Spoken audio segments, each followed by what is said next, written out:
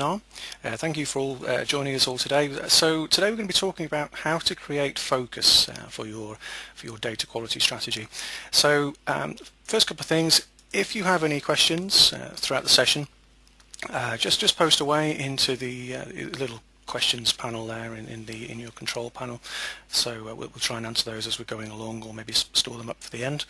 If you have any other questions after that, I'll show you where you can get some help on the following slide. So today, really want to focus on about sort of 5 main areas. Obviously, I'm going to explain where you can get some help on some of the topics we cover here. It's part of a kind of a focus season we're doing on data quality strategy on Data Quality Pro. I'm going to talk about a true story of mine when I first started out, which really kind of emphasises the need for focus in data quality strategies. I'm going to talk about a bit of a train wreck really when focus gets lost. And then we're going to look at how you can apply some of the techniques I guess I've learned over the last 20 years for focus in a kind of step-by-step fashion. And at the very end, we're going to look at next steps for you, your project, and also pose a bit of a challenge as well, which would be great if you can have a look at that right at the end there. All slides are available. You should have received a download link now, but they'll be on the website as well, and all the video will be recorded as well. So I mean, this question really came about. You know, the focus question really came about because we have so many issues with members getting started with their projects, and obviously a lot of people find that their first project they hit problems with. So obviously, Data Quality Pro is kind of here to help you first of all. So you know, if you send me an email, it's editor@dataqualitypro.com, or join on Data Quality Pro. Obviously, it's free, and make use of things like the library. They're good places to get started and learn some of the techniques we cover here. But the most important thing is to reach out, use the forums, and generally, you know, sort of ask for help if you find you want some support on any of the topics we're covering today. Okay, so the first thing I want to talk about is focus, basically a true story from when I first started out. It was about 1992. I kind of left university, and the very first company I went to work for was basically it was pretty much a decision support type business, and they had a really small data team within there. It's a small company, but the market was vast because it was a highly differentiated product that they had, and basically there was no competition for it at all. Big client list such as Ford, Toyota, etc. And it was an award-winning GIS decision support product, but they had one major challenge, and I guess my kind of role in this was I was in this kind of complex processing chain they had, where they would take raw data in from different countries around the world, put it through this complex chain of data quality improvement and data integration, things like that, and then pump it into a GIS system, and then sell it on to the companies like Ford and Toyota, so they could do really good sort of dealership planning, more effective dealership planning, so they could identify exactly where they should be putting their dealerships. So the big problem we had within the company at the time was sliding performance. Basically, it's the kind of perennial problem. When your demand increases for a product, what you often find is your lead times to get that product out also increase as well. The situation we had was that our staff costs were frozen. We couldn't invest in more staff, we couldn't bring on more people, and we had to keep a freeze on the quality, obviously, because we were renowned in the industry for a quality product, so we couldn't really let that slip.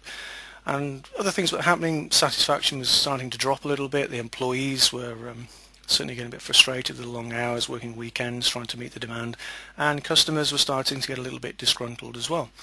So the problem, it affects everyone in business, I guess, is how do we maintain the quality of the product, but also reduce the time to value, all within the same cost structure? How do we do exactly the same? How do we scale, but all within the same kind of cost structure that we've got? And the first steps, I kind of got thrown into this problem. I came out of university, landed at this company, and I got asked to sort of do what I could. And having spent 4 years working on technology, I just threw technology at the problem. So we looked at more advanced databases, we looked at archaic things now like Infomix Online and SunSpark servers and all this kind of thing. And we threw all this technology at it, and it did absolutely nothing. It had no impact at all. And many people probably laugh at that and say, well, you know, it was never going to work. But obviously a lot of companies nowadays are doing similar kind of things. They're throwing the latest technology at some of these problems at their data quality strategy, and they're missing out on a lot of the important things that we'll be talking about today, such as focus and just building a more structured methodology and things like that. So what happened was as we were kind of stumbling forward in the dark, ISO 9001 was introduced within the organisation, and of course it was initially perceived as an unnecessary level of bureaucracy. We were all kind of quite young and a bit green, and we just saw all this paperwork and we thought, no, nothing to do with us. So blockading, reluctance, a bit of apathy and evasion kind of came in, and then obviously the management stepped in and said, that's not a good career move. So as one, we all got on board. We all came together as a team. I became a panel member on the ISO committee, and we rolled it out. And within weeks, we saw a major impact. And the lead times came down, the quality went up, and the costs were maintained, which was a bit of a shock to everyone really. But why did this happen? What was the driver for making this this big kind of step change in where we were to where we'd gone after ISO 9001? And I guess that the with hindsight over the years, you kind of can look back on these things and you can kind of figure out where we got things right. And it was because we were really building a data quality strategy. We didn't know it at the time. That's why I put it in quotes, badly by the looks of things. But yeah, we didn't know it was data quality. Nobody even talked in terms of data quality back in 1992. I certainly didn't really understand what that meant. But one of the things we did know is that we had a clear definition of what we wanted to achieve, which was reduce delays, keep the quality, keep the cost, and basically make lives a little bit easier for us. Okay, and so the first thing we did was through ISO 9001. It teaches you to walk the tasks. So we literally had to walk the critical to value tasks, and as a result of doing that, we started to identify some of the areas where we were building up these time soaks and bottlenecks. And we had this phrase, all roads lead to BEV. And Bev Harris was one of the key kind of data gurus there, and basically everything was flowing through her, and she just became a bottleneck. And so that's one of the first things we identified, and we hadn't really noticed it before. We all thought, well, we're working really hard, we hadn't spotted it. So we started to build new information chains, new ways to maintain them, things like documenting the processes more effectively, putting them up on wall charts and guides. Before they were stuffed away in drawers, now we've got them out far more visible on the walls and in front of people. We created a firewall, because historically companies would just chuck us great big IBM disks and things like that, and we would load them up, and 2 months later we find an issue and go back all the way to the start. So we implement some really simple things that I still see today a lot of companies don't do. Things like the documentation of data handling and things like that. A lot of companies just don't do that, and these are really simple things that you can really help you sort of focus on getting started. Other things we did were things like lunchtime data quality coaching for everyone, and the biggest, one of the biggest benefits we had was that we started to incentivize some of the lowest paid workers, the data workers, to learn data quality techniques. Again, I didn't really know that's what they were at the time. I just kind of stumbled on this thing, and as a result they became really an absolute crack data quality workforce who basically really kind of transformed the entire team and the performance of the team as well. So the key factor really was ruthless focus. Looking back, in hindsight, you can see really where we got it right. And the key thing, we looked at just one problem, which was lead times. There's lots, there were other problems we could have looked at, and there's other products we could have looked at, and other sort of processing teams we could have focused on. But we just looked at one problem, one value chain, one team, and we implemented one small stream of sequence chunks of change, I guess, people, process and technology innovations. And rather than doing everything at once, we would do one thing at a time, test it, did it work, and then move on. Okay, and again, I still see a lot of companies sort of moving forward, trying to implement too many things at the same time. Okay, so the biggest factor is change. I just talked about that there just a moment ago. That we tried the technology, it didn't work, and the key thing with change that I've found over the years is that if you add change to change, you create chaos. And again, this is what a lot of companies try and do. They may be going through an acquisition, a merger, a new system build, all these different things, and you're just layering change, and that's when you get a lot of problems. And I think, in hindsight, what we did right was we managed change. Okay, and the ironic thing is, it was completely by accident. There was no kind of real engineering about it. We kind of just stumbled on this technique of just basically working with each other, all helping each other out. And looking back, we actually tackled the classic Kotter change management components. We empowered change agents. We found people in the team who were the lowest paid workers, the data entry workers, but we promoted them to sort of change agents because they were passionate. They didn't have the skill. We gave them the skill, and they became change agents. We had a sense of urgency. We wanted to get our lives back. We wanted the team to be a success. We were getting a little bit of flack because we just weren't getting the products out, so we wanted to be a success as a team. We created a little guiding coalition. We brought representation in all levels, management down to data entry, and that was really crucial.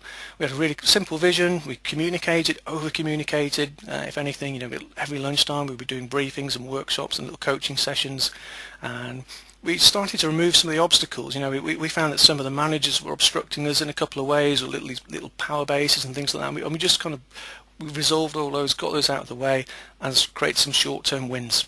Okay, and started to this really simple cycle of plan, create, measure, and reward, and then repeat it all over again. But don't stack these things on top of each other. Do them one at a time, and never let up. That's one of the key elements of obviously managing changes. Just keep promoting those gains, and we started to cross-sell into other parts of the business, started to bake in all that we were learning, so that really it became just cultural change. It was business as usual. That was how the organisation worked, and whenever new hires came into the company, that they learned the same thing.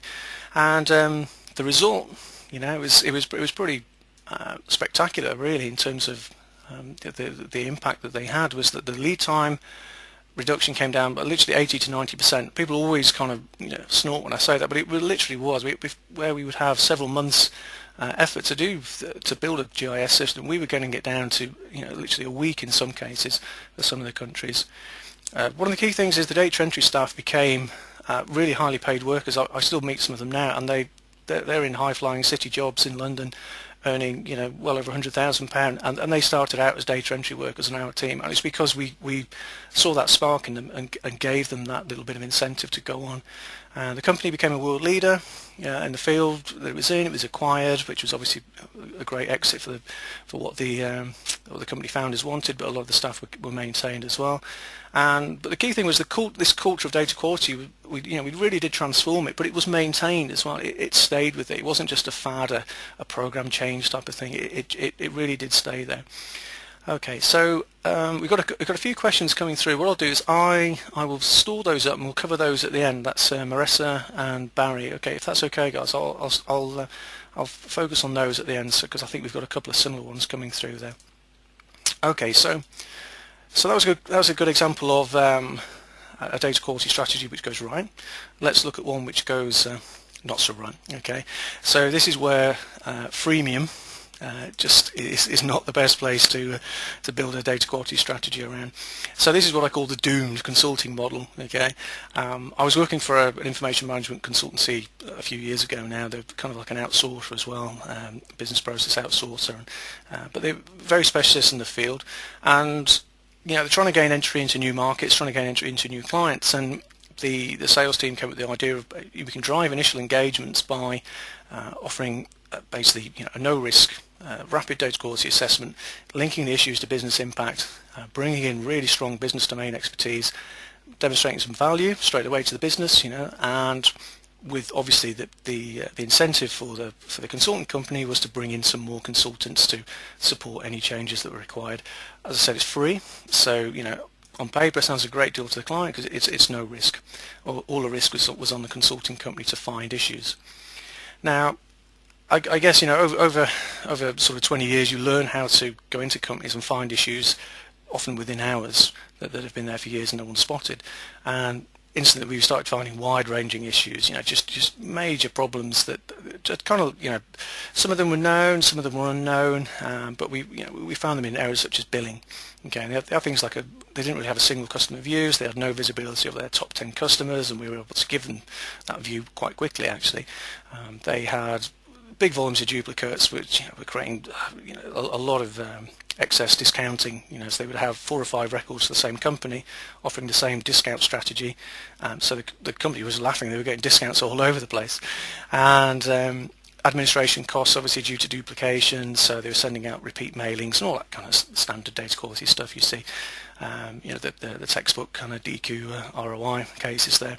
But the big one was unbilled revenue. We found that there was an issue with when customers were coming off their contract and switching between contracts, they weren't being picked up for the final payments, and they had several 100,000 customers. So we found this pot of unbilled revenue, which was, I guess, quite small in the grand scheme of things, but historically it amounted to quite a lot of money. We basically proved it was about 30 to 40,000 pound on average per month that the revenue gain they could have made, and these guys just hadn't spotted it, because again, in the grand scheme of things, when you're billing sort of 20 million pound a month or whatever, it's a drop in the ocean really. So the next thing we did was basically we did the analysis, put the case together, and we presented it to the senior management there, who had I guess reluctantly invited us in. Really, obviously, I think the sales team had done a good job on them, and they invited us in, and we got no reaction, absolutely none.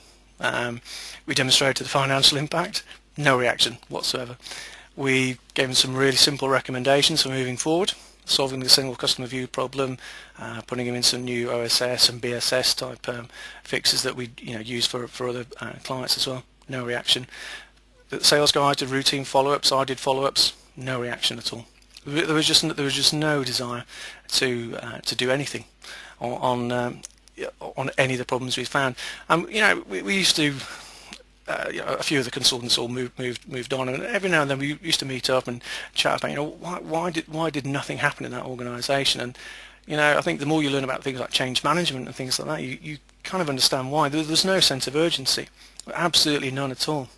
We didn't have the right access to any change agents or what I call power sponsors. We were going through middle management who had said yes, given us some data, and we weren't aligning to their agendas, which can often be very different to the kind of strategic goals of the business. There was just no desire for anyone there to rock the boat and create visibility, because you're going in and saying, hey, look, you've got no visibility of who your customers are. That's a message that a lot of people don't want to communicate outside of their team. And to be fair, we hadn't really understood a lot of the sensitivities and political kind of warfare going on between the various different silos, and that's probably another reason why we didn't do too well on that one. But the big one, I guess, was no top-down focus. I think this is the business model, the consulting model in this case was just flawed, and we dropped it afterwards because we just kept pushing back with the sales team saying just undermines the value of what we can offer. But we didn't do a top-down focus. We didn't start from the top and say what really drives the value in this business and work down from that. But by doing that, we would have had a much better result. And I think the other thing we identified, and this is something I always say to companies who are getting started when they're focusing on their initial strategies, problems need sponsors.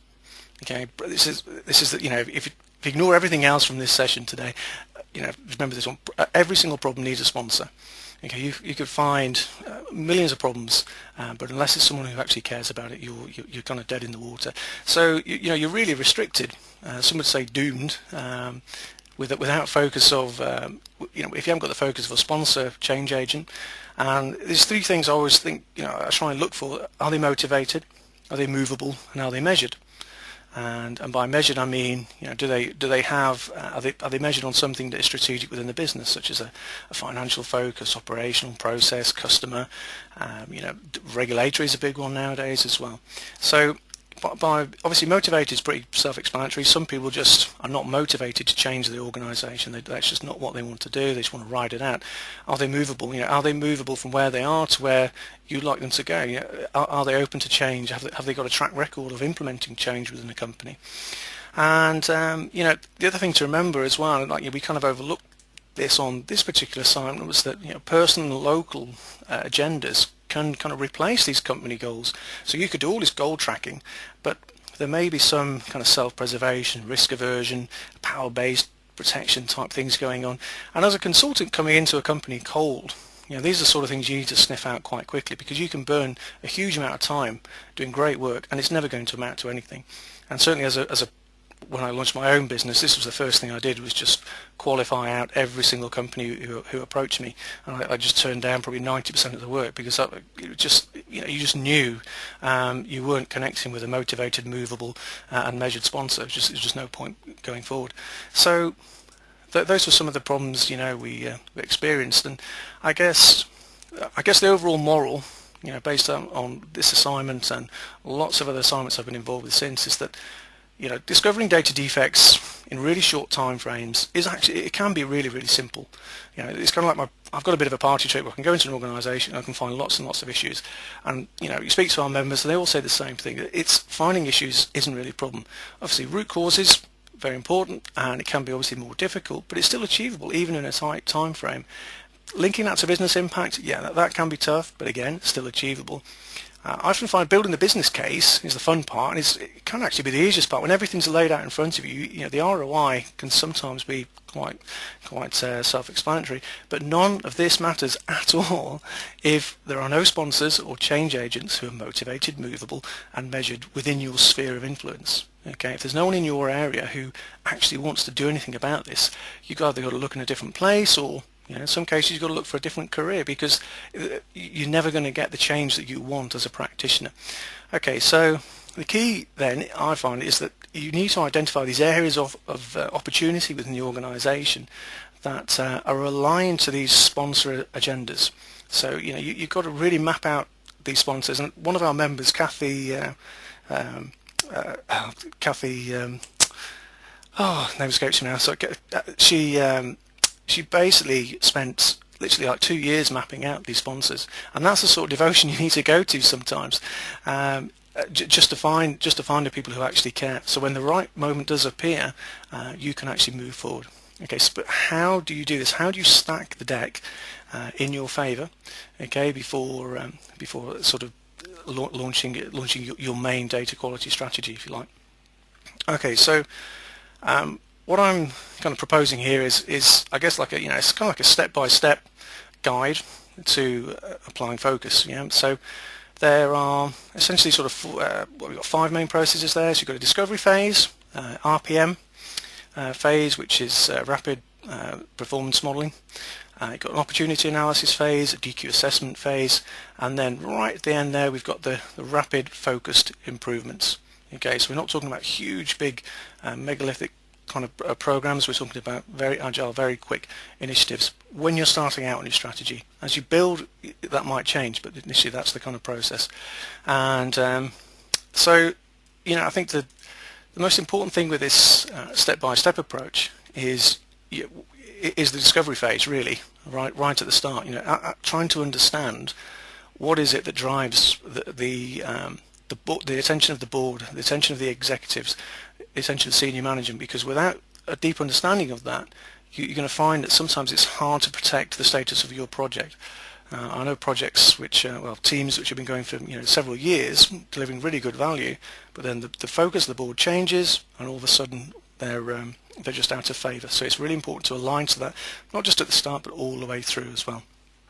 Okay, so let's take a look at, if we look at telco, and I'll just do a quick search for telco data quality issues, and it's not hard to find a few kind of train wrecks there. So this one here, there's a company fined by Ofcom, and so they fined £3 million. So things like that will get the attention of the board.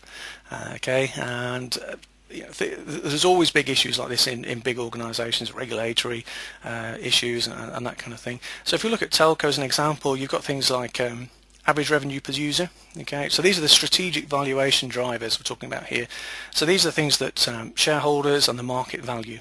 Okay, so ARPU, you've got subscriber acquisition costs, retention costs, keeping those down, and obviously the market is looking for companies who are reducing these things or increasing these things, or managing their capital assets correctly and improving those as well.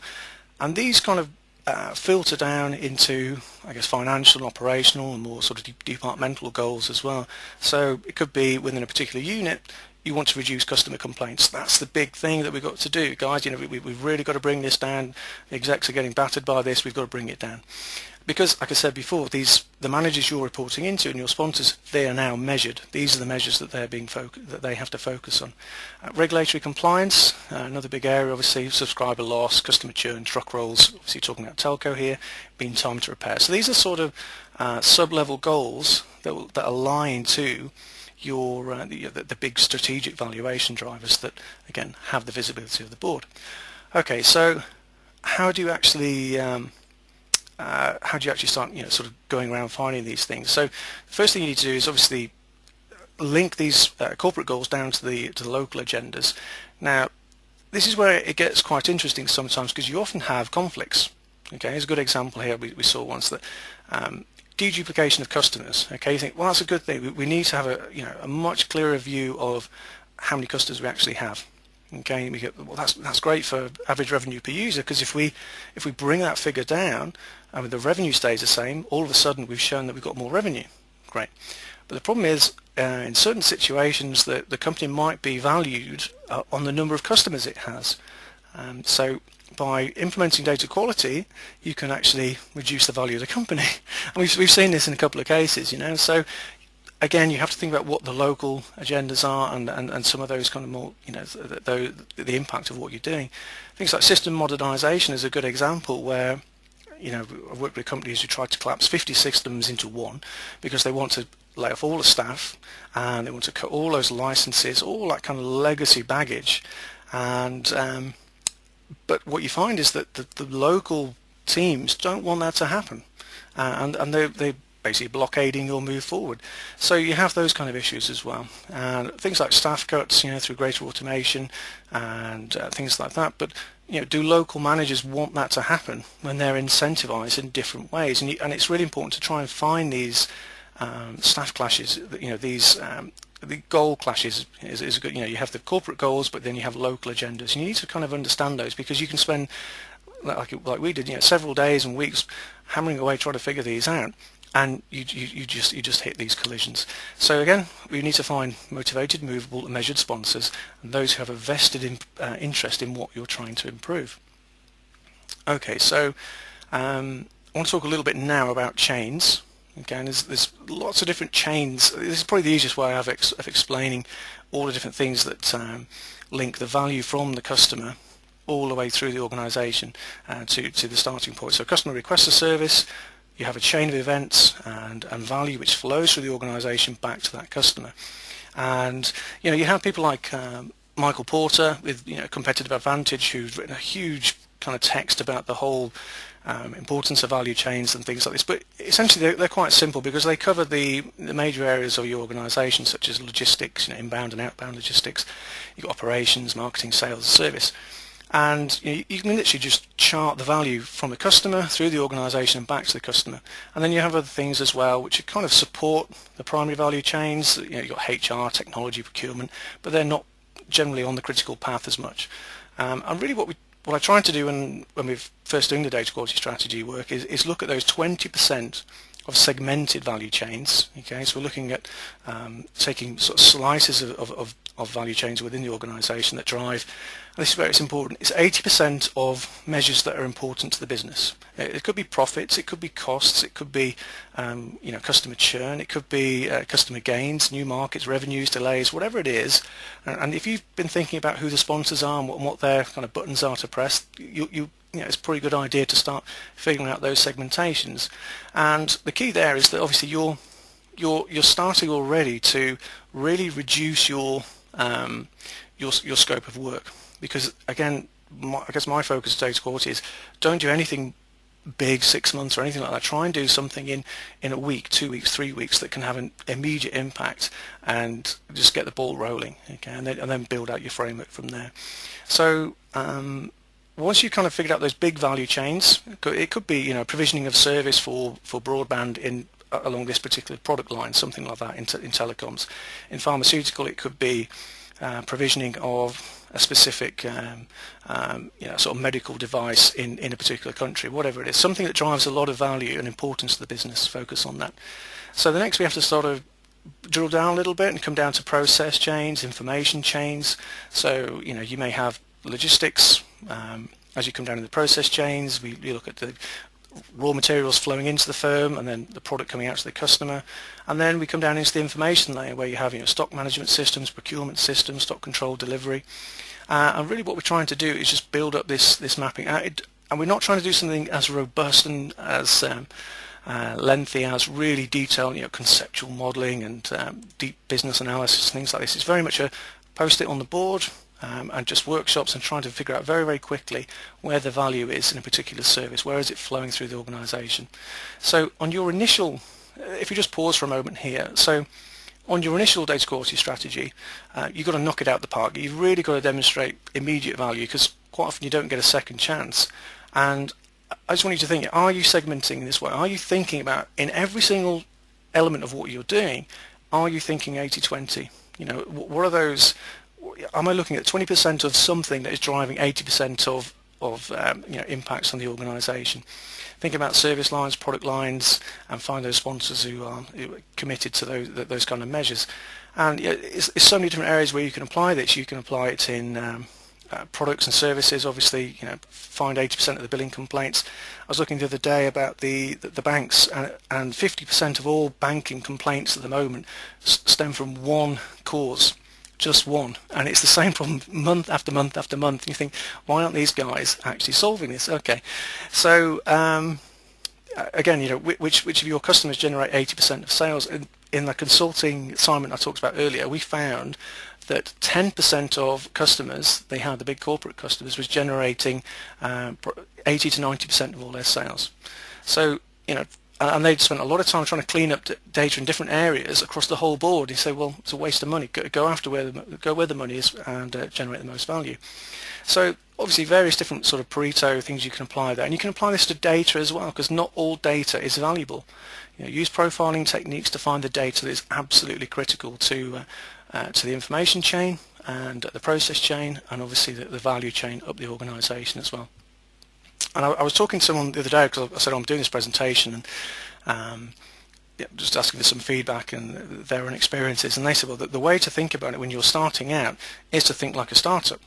Okay, and basically the key is to solve one tightly defined sponsor want or need. Okay, demonstrate that the concept works and adds value, create momentum, and then identify new growth markets in your company and find the evangelists and ravers, people who rave about your product or your service, if you like. And again, this is it. If you think of it in that terms, that's what you are. You're building a little startup company that's going to be measured. It has to deliver profits. You have like a CEO, you've got your little operations team, you've got marketing. Think like a startup. It makes life a lot easier for kind of planning the sort of projects you're going to go after. Okay, so just want to give a really quick kind of case study here. Floor space provision. Okay, so this one was the company. It was taking them minimum 6 weeks to provision some floor space for new equipment. And what would happen was the provisioning team would were getting impacted by they're getting impacted by this kind of long, laborious process. So they would land grab new areas.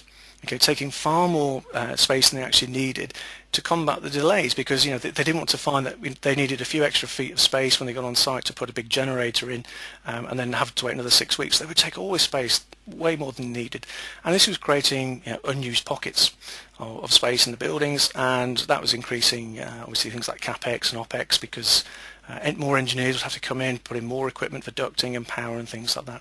And these guys, they just looked at ways to apply focus, such as they looked at the 20% of provisions that were driving 80% of revenues, 20% of the processes, the process steps that drove 80% of the delays, and they found that there were only really one or two systems that were really responsible for the nearly all of the delays in this thing, and as a result they were able to get a lot more focus around what they were doing. And it's surprising how many companies don't have that level of focus when they're starting out on things like data quality. They just go straight at the table level and the system level, and they don't come up a little bit and think about, well, what's really important? How can we drive the maximum amount of value? And okay, so just a little bit of a anecdotal thing there. But if we go back now to, we're still in the discovery phase. So one of the key things we want to discover is anecdotes, because many data quality issues are already known. to be honest with you. And you can actually just literally by having lunchtime meetings and briefings, going out down the pub, just chatting to people, you can find issues that actually are quite hard to find using technology in many cases, because they're quite insidious. It could be a little quirk of the screen or their application that it could take you a while to figure out with profiling tools and things like that. And another trick is time value traps. Now if you search on time value traps on Data Quality Pro, you'll see what I'm talking about here. But time value trap, all it is, you walk the process and you find areas where you're creating a lot of non-value added time, or delays or bottlenecks and things like that. They're good places to start, because that means typically that the workers are doing something that is adding no value and obviously adding a lot of cost to the business as well. So those are good places to start. And again, anecdotes can help you find some of those as well. Just by looking around the business, you can actually see where people are on the phone handling queries and billing complaints and things like that. So you've got to walk this chain all the way from data entry all the way through to final data consumption, just speaking to people, picking up stories as you go. Surveys can help. Sometimes you can get a big staff list of people who span those 4 or 5 different business units, but I find quite often they're not entirely reliable, and the feedback you get can be a little bit variable. Obviously people see it as a big brother type of thing as well, particularly in sort of manufacturing and service type companies where they feel like they're being measured. So another thing is, obviously don't focus solely on speaking to management, because whatever management say, it's just one version of the truth. When you actually go out on the shop floor, you see how things really are. And so it's really important, you obviously start to identify these silo politics we were talking about before, and so these long-standing kind of silo issues that you've got there.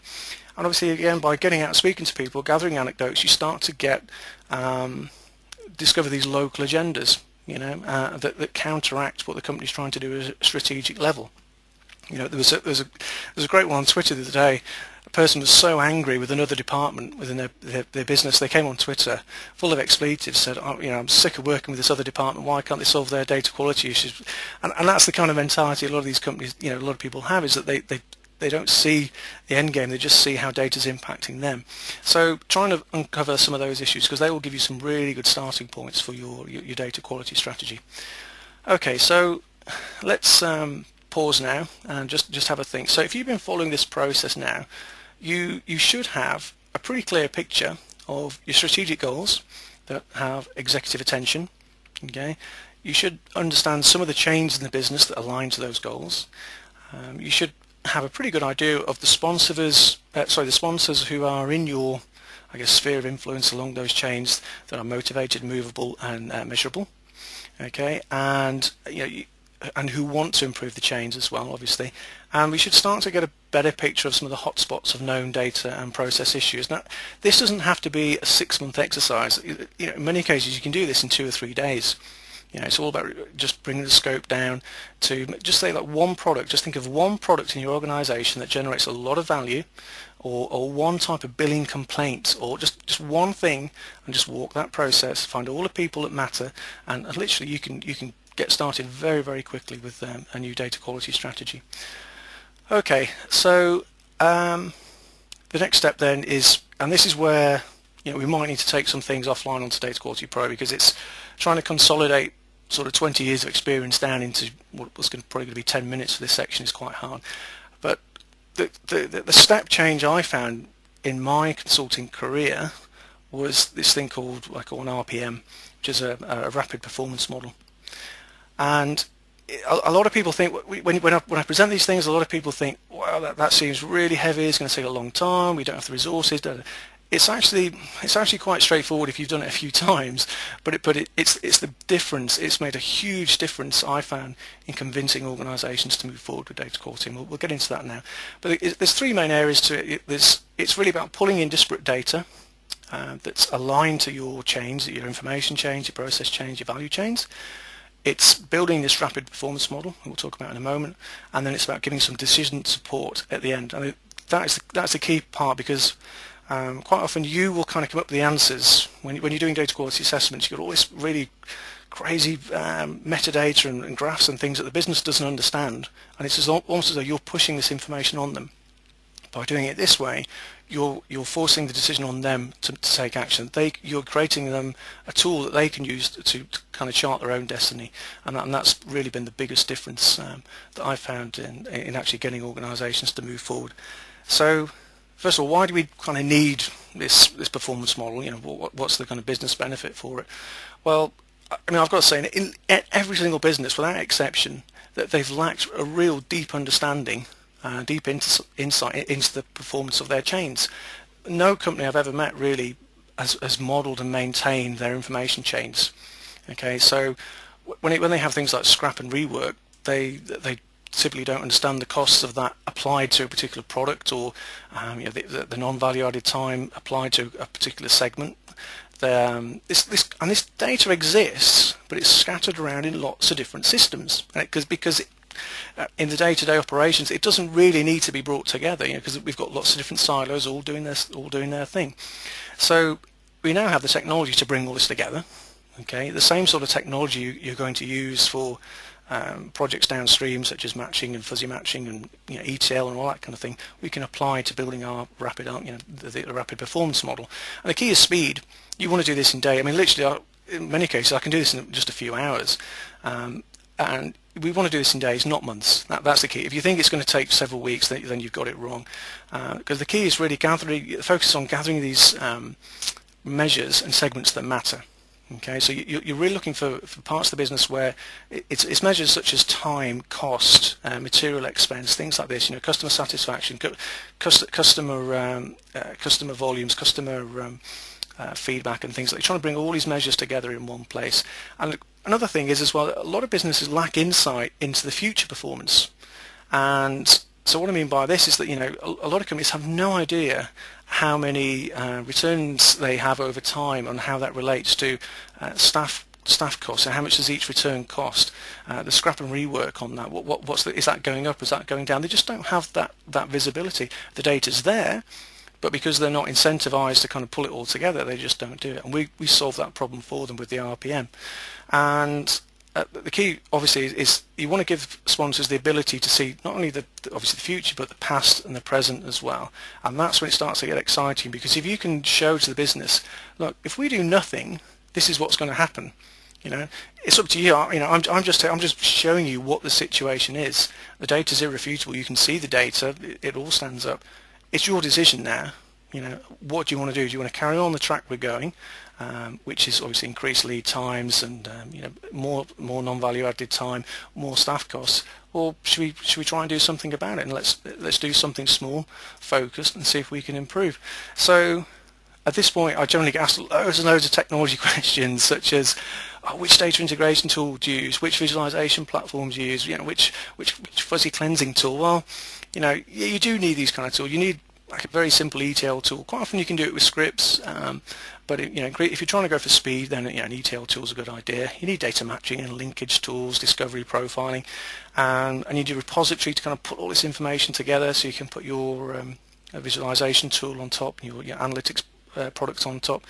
But before everyone just panics and kind of switches off the webinar and goes away, most of the tools exist to do this now, really. You know, they're either free or very low cost. Things like Oracle XE, you know, just absolutely fine. It's free. You can store to 11 gigabytes of space or something like that. You're not going to need anything like that, because what are you doing? You're segmenting your data. You're not taking every piece of data. You're taking like one product, you know, one department, one value chain, and just pulling all that through into your RPM model. Okay, so just a little visual example coming up now of how you sort of build that all up. So if we take a really simple process such as a product service request for, say I'm purchasing, you know, I want someone to come out and do a service, or I want someone to come out and ship me a product. You buy the thing on the internet, order's received, it goes through various processes, and outbound logistics send it to your house. And what you want to be doing is, rather than looking at all the systems in that process, you really want to be looking at just one, you know, one core product or one core service that flows through that entire chain of events. And I think the key there, you know, it is segmentation. and I think a lot of companies go wrong, is that they take a system view, and when you're taking a system view, you're looking at big tables, and they try and segment perhaps, well, we're not going to look at all the attributes, we're only going to look at these attributes. What I'm saying is go horizontal, okay, first of all, and segment by product lines, and then also go vertical and reduce the number of attributes, because most of the attributes you want to look at are kind of irrelevant for for driving value towards the customer. So for things like primary keys and some of the transaction data, pull that through.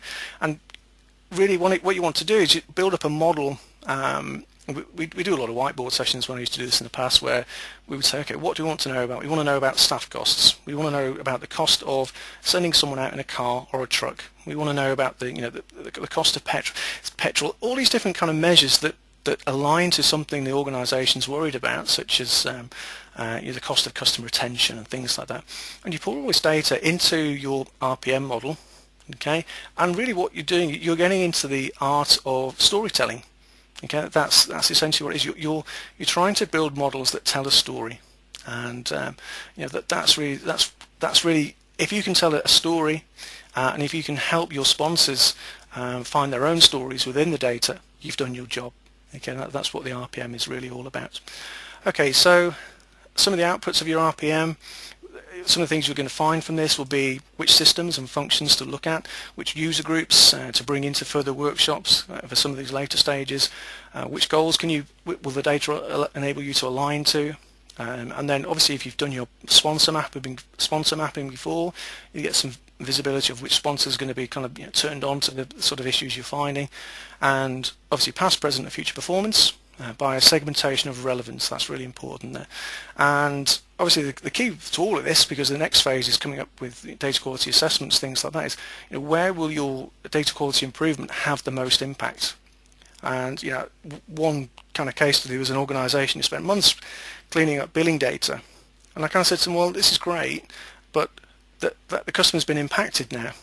You can't claim the money back, so they've either got really frustrated with the bill in the past and they've churned, or it's irrelevant, and they weren't really focusing on the transactional problem that was causing these issues. So a lot of the time we just focus on areas where improvement has little value at all. The company just sees problems there, so they try and focus on it.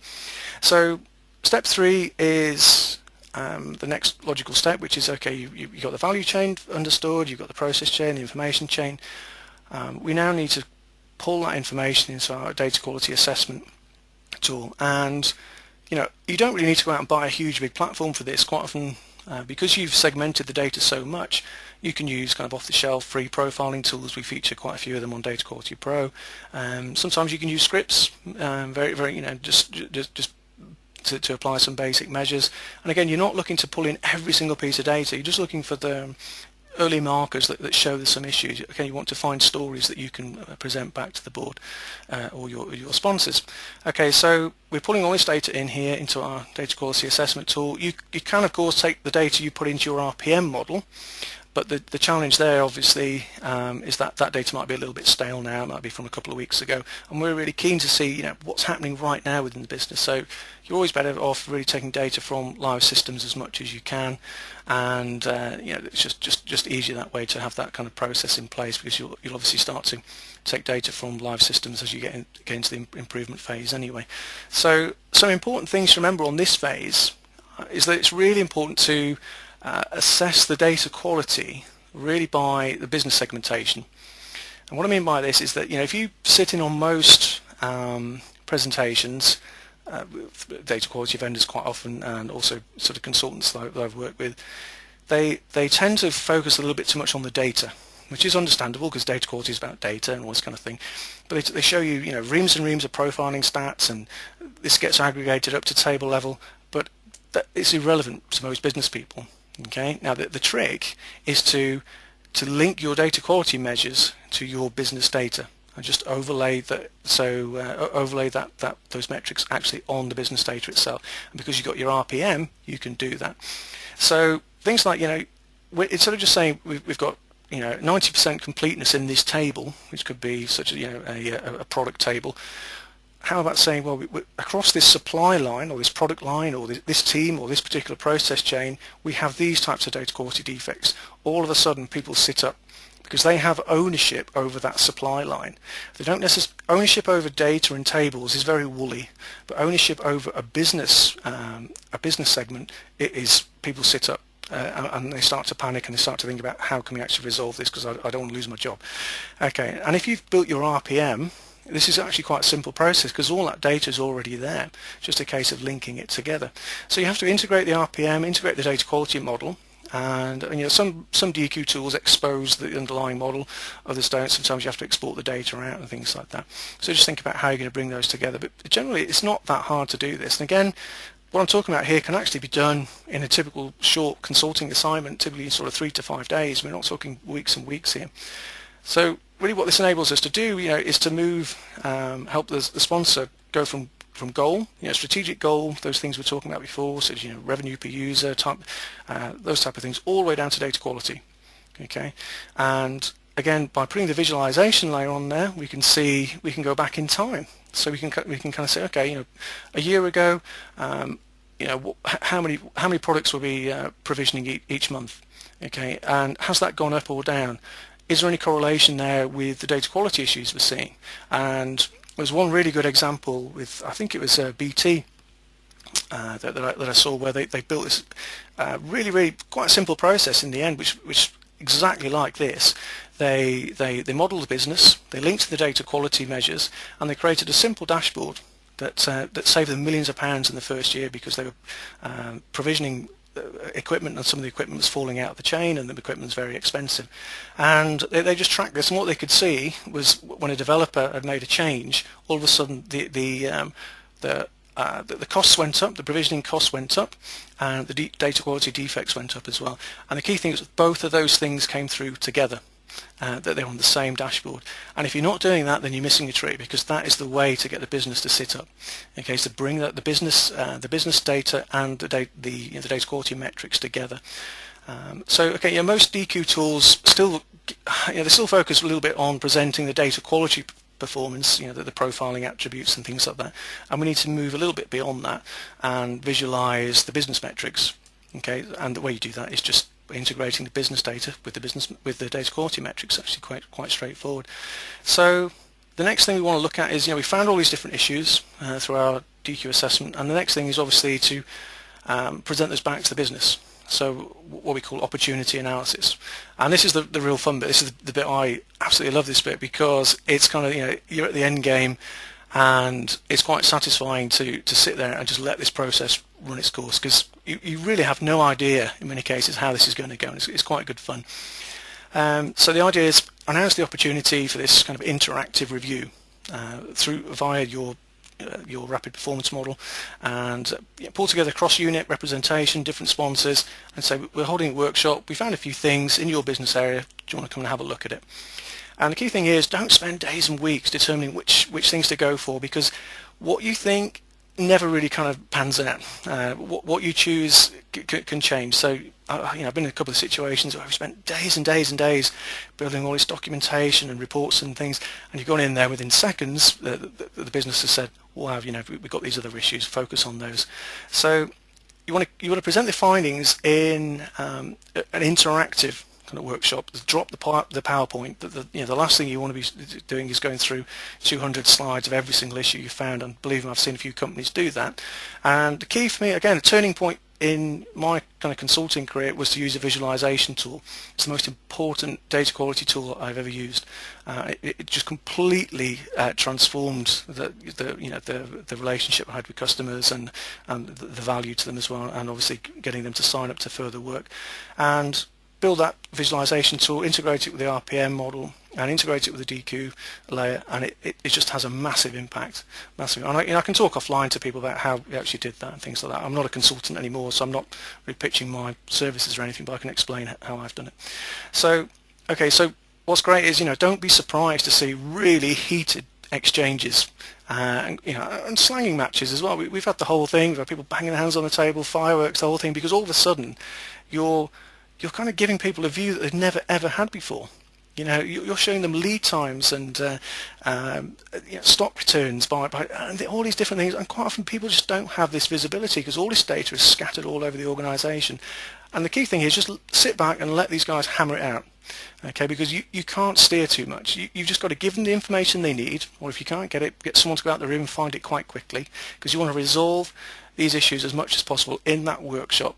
You don't want to let things drag out. You want to take some action there and then, and the focus areas will shift dramatically. We did one with like a smallish utilities company where we went in on a kind of OPEX, operational expenditure type message, and within 10 minutes one of the directors just kind of sauntered in and spotted one thing on one of the graphs, just one little peak, and said that can't be true, and it was to do with staffing hours on this particular part of the business. And we looked at it and we found that two of their people were actually spending 2 to 3 weeks a month just on cleansing data coming in from a gas supplier, and this guy was just completely unaware of it. So his team was down by 50% utilization, and he just had no idea of that, because he was getting timesheets, but it just lacked that granularity.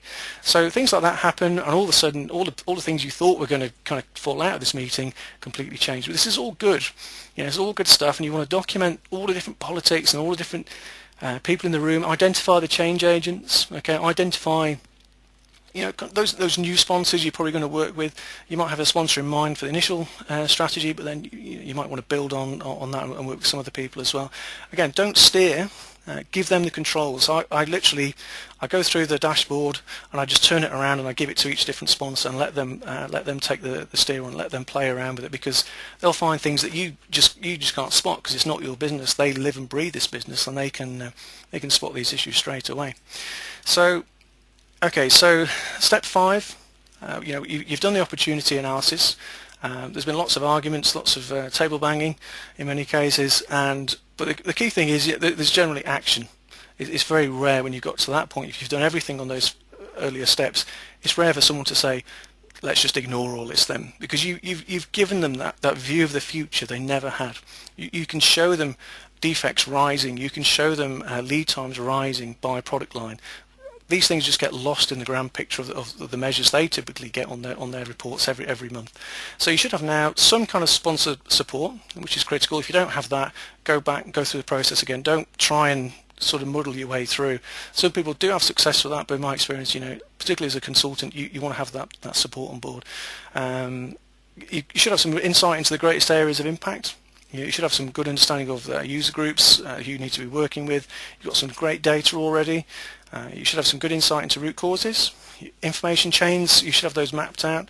Really great book actually for information chain. Probably the best one I've seen is David Lotion's The Knowledge. I've got it around somewhere here. I'll post it on the website anyway. But David Lotion, the knowledge management approach to data quality, I think it is. That's a really detailed section on information chains there. Buy that book for that. It's really good. And the next thing obviously is to implement a small improvement initiative. And what we've been talking about here is really kind of really rapid, small, agile sort of innovations and tiny little projects as we've been going through. And the goal is obviously to demonstrate, you want to almost demonstrate the performance changes in real time. Okay, because what happens, you often have this anxiety gap within management where they say, okay, let's kick off this project, and then nothing happens for 6 months. They don't get any visible sign of progress. They get progress reports saying, well, we've built this data mart, we've built this, we've implemented this technology, we've bought this product, but they just have this anxiety gap that they put their faith in the project and nothing's really happening. And what I try and do is say, well, look, if we can take one product, one tightly defined problem, let's try and tweak a few things in real time. And what we can actually do, we can use our RPM model, okay, and we can start to see what the impact is, in many cases in real time. And that's how we sort of get around a lot of the problems of sort of resistance from management for big budgets and things like that. Okay, so what you're really doing, you're applying really simple changes to see what the effect is. So it could be things like say 10% of orders are coming through with defects on them.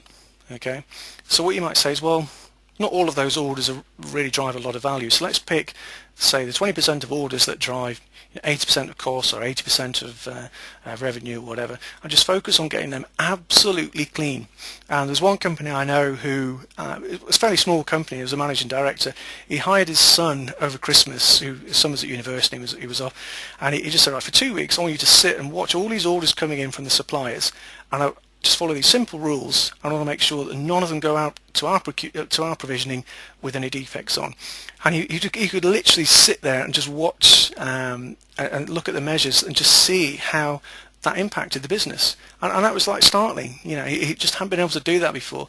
And so it can be as simple as that. It could be, obviously, you could do some data cleansing, data duplication, all those kind of things. But quite often it's just simple manual changes and just see what the impacts are. You can bake those improvements in at a later date, but you need to just make some simple changes and see what happens. So you can see things like staff utilization. Are your staff becoming are they registering more hours, they do more overtime, or has that come down?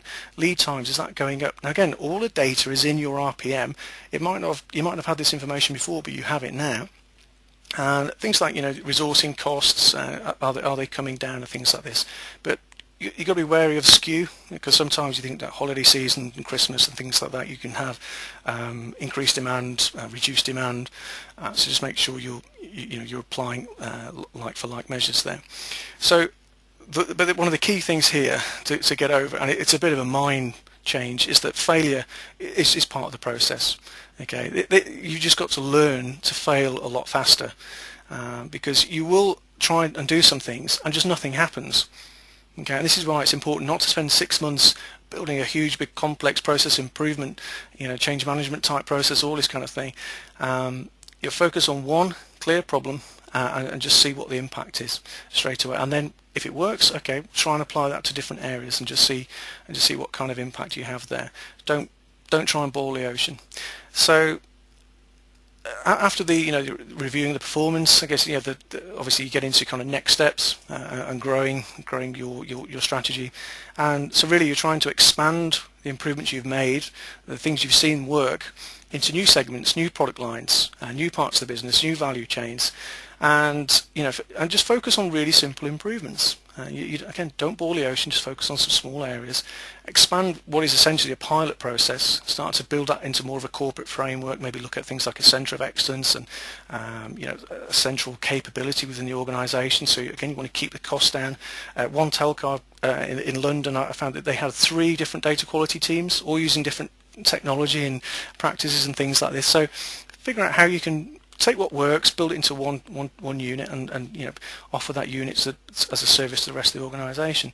Start to cross-sell the initiative into different business units, and again keep this Pareto, this 80-20 rule analysis going. So, like I said before, Larry English was reading his book recently. He was talking about a bank where he found that 100% of their billing errors were down to one root cause, and which I can't quite believe it. It's actually quoted in his book, I think. But as you've seen in the press, quite often 20% of the systems will perpetuate 80% of defects. If it's something like billing systems which have been migrated, that could be 100% of defects in the billing area, things like that. So use that Pareto analysis in your own program as well as you're moving forward. Okay, so that pretty much wraps up the session. I know we've talked for an hour. So thank you I think pretty much everyone has stayed on. So what I want to do now is answer some of these questions, okay, while we're all online. So we've got about 5 or 6 questions here. Obviously, if you have to get off, then I'll post this all online anyway, so you can pick up this session on demand on the website. But if you've got any more questions after this, obviously contact me, editor@dataqualitypro.com, go onto the site, register, check out the library as well. And finally, what I want you to do, a bit of a challenge, is if you have any focus techniques that you've applied, why don't you share them with us? Okay, so again, contact me at editor@dataqualitypro.com and we'll share those with users. Okay, let's go through some of these questions now. We've got 9 questions. If you've got any more questions, keep them coming in. Okay, so let's go with data quality coaching. This is from Barry Smith. So data quality coaching, how were the low-paid staff incentivized? Okay. These guys, they were on very low pay, and the way we incentivized them was we said, look, I'm going to give you some skills that will help you increase your hourly rate. And so I coached them on loads of different things like Unix skills and SQL skills, and for each one of them we worked out a little training plan that we did each lunchtime, so it cost the organisation nothing, which is kind of my time, and that was how we got their buy-in, because all of a sudden from entering hundreds and hundreds of records every day, they were now doing these other little value-added jobs that they absolutely loved. Some days I would come in and they were already there with the manual in front of them, learning Unix grep and shell scripts and all these kind of weird and wonderful kind of DQ little tricks we were teaching them. And like I say, the incentivization for them was they were getting out of this low paid trap, and every single one of them went on to do really, really good high paid data quality jobs, or software engineer jobs, or data management jobs. One of the first workers ended up being the data manager for that entire division, for example. So that was the way we incentivized those guys.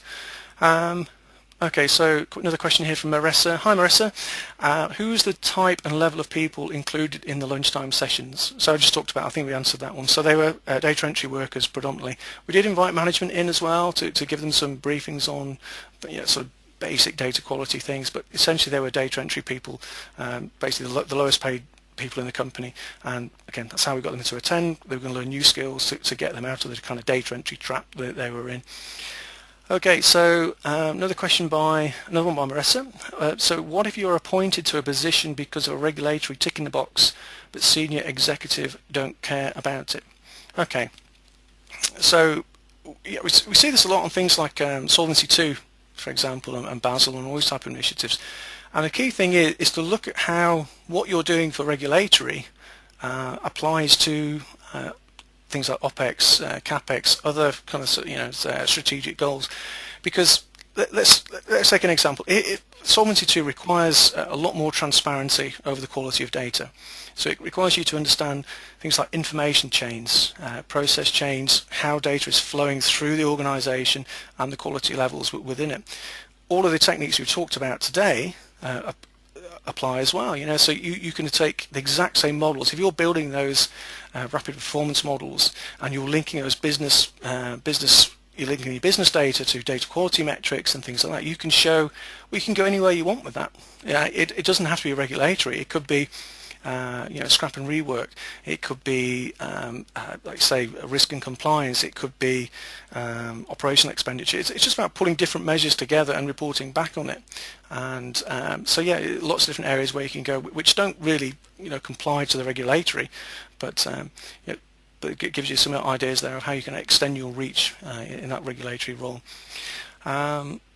Okay, another question here is, this is a lot of work. Many business units don't want to go through this pain as someone has to maintain it. Okay, so I think this is where it's a good point. It sounds like a lot of work, but like I said, in many cases I've done this in 3 to 5 days. And it's not a huge amount of maintenance once these things are in place. And I think the key is moving towards this central capability, this central centre of excellence, where they kind of manage, again, 80% of the hassle of these type of things, and then the business kind of support with maybe 20% of their subject domain expertise, that kind of thing. The last thing you want is to front load all of this on the business and give them lots more work to do, because as managers will tell you, they want things taken off their plate. They don't want more things brought onto their plate. Okay, so other questions we've got. Give an example of data quality techniques for the workers. Okay, yeah, so what we would do with the data entry workers, we would give them techniques for basically creating what we call a personal data quality firewall. So every time a piece of data came to them, we would give them the skills to measure it, document it, and report back on it. And so we had a kind of like a corporate firewall, but a personal firewall as well. So that was the key techniques. But I taught them in loads of different SQL techniques and Unix techniques and things like that, because this was obviously in 1992. We didn't have any DQ tools then. So those are some of the things we did. Other questions we've got are, okay, ownership should be defined against the process. Some question marks on that.